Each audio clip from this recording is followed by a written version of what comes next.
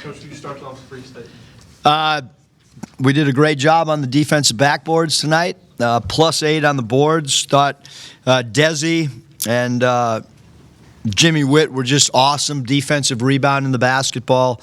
Thought Desi did a great job of picking and choosing when he was going to score the basketball, and obviously Jimmy Whitt offensively tonight was just so good finding open gaps against the defense. And, you know, he's a tough matchup for the opposition. They've got to decide if they want to play a taller guy on him or match him up with the guard. And you know, when a taller guy's on him, I think he does a great job of being able to use his quickness, you know, when that happens.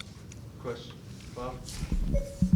Yeah, Eric, Jimmy's your third guy to get 30 this season. What do you think that says about your team? And how happy you're for Jimmy, because he's a guy he's been a pretty good scorer through his college career, but he averaged 30+ in high school, and then he finally gets 30 in his fifth year in college. Yeah, I mean, I think anytime you can have multiple people that are 30-point scorers, you know, people have to talk about those three guys that have had huge scoring nights, you know, from a scouting standpoint and a preparation standpoint.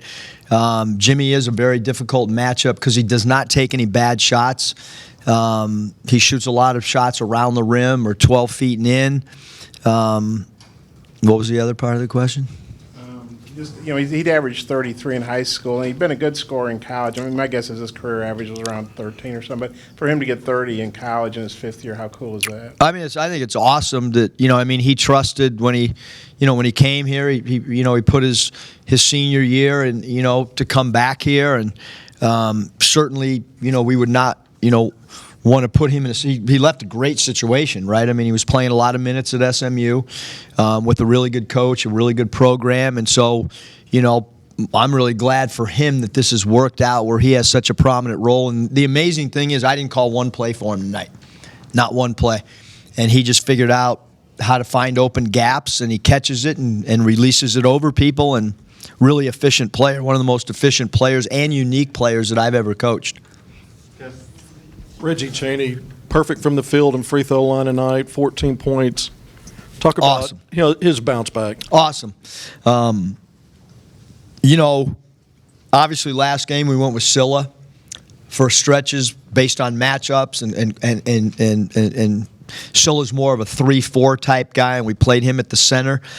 Tonight we thought that, you know, one of our themes of the game was to try to get dump-off passes, meaning you get by the initial defender, and then the guys work in the dunker spot to find an open gap because their big number 50 likes to come over and try to shot block. And I thought Reggie did a great job. Even Adriel, you know, he missed 2 bunnies that I thought he could have converted. So really, you know, in my eyes, we should have been 8 for 8 in that dunker spot. And then you add, you know, that Jimmy was around that spot as well. Just great activity with our hands ready in that dunker spot, and just kind of played behind the defense and let the defense try to rotate over for shot blocks. And then we found open gaps, and we made that little shovel pass. One follow-up on that. It looked like Reggie didn't hesitate tonight, and then a couple of offensive rebounds where he was aggressive.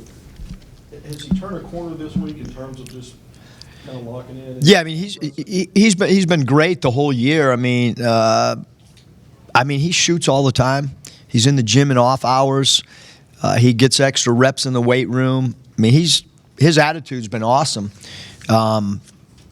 You know, but you just kind of play the matchup, and every game's got its own identity. I have no idea what's going to happen on Saturday as far as who's in the rotation, who's not.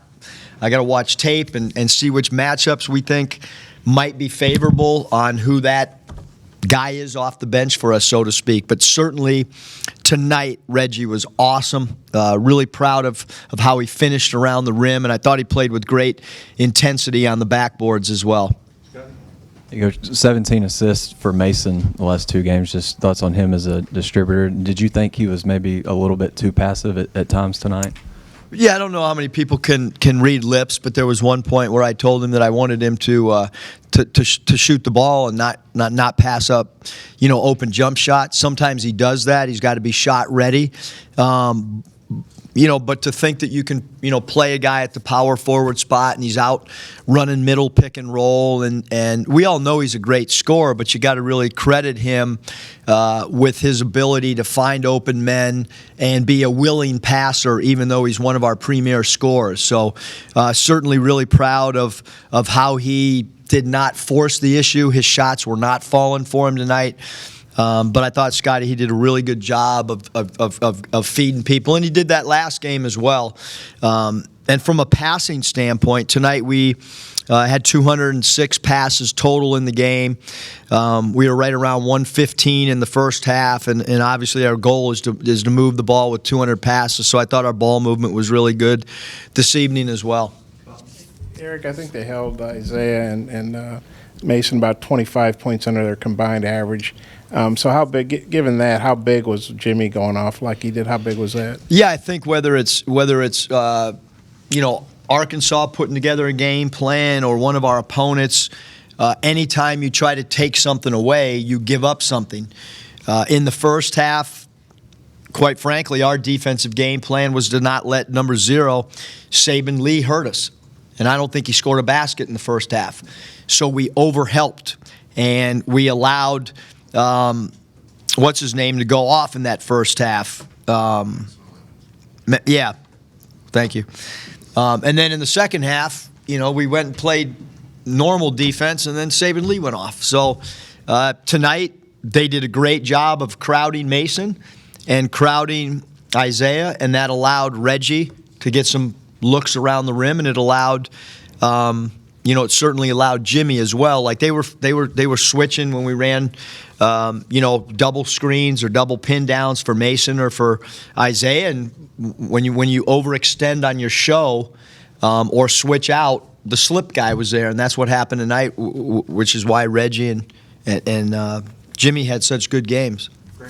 Yeah, that was my question about Evans. Did his name come up at halftime, and did they how did you think they adjusted without Neesmith tonight?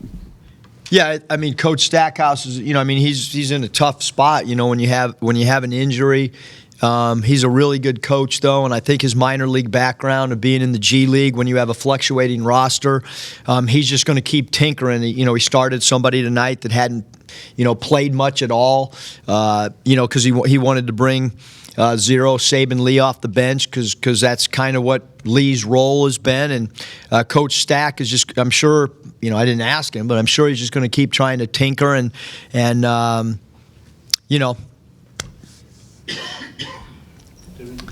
You mentioned after the Texas A&M game, you had a guy in from the Bay Area, and he said it was the loudest atmosphere he had ever experienced on Saturday against Kentucky. Do you think this is potentially maybe going to be the loudest atmosphere you've ever experienced as a coach? Yeah, probably. Hopefully we'll give our, it's up to it's up to the players to create the energy. The crowd feeds off what happens on the floor. And so loose balls, rebounds inside, long rebounds, deflections, flying around and giving great effort. That's how you're going to get the crowd involved in the game. You're not going to get the crowd involved in the game if you don't play with incredible energy and effort. You can't walk in here and think you're going to have an incredible sellout.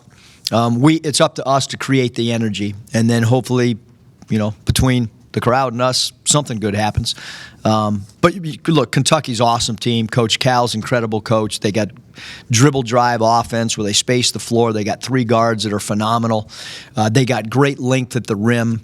We're going to have to play a perfect game. We're going to have to play an A game to give ourselves a chance to win the game on Saturday. Final questions for Coach?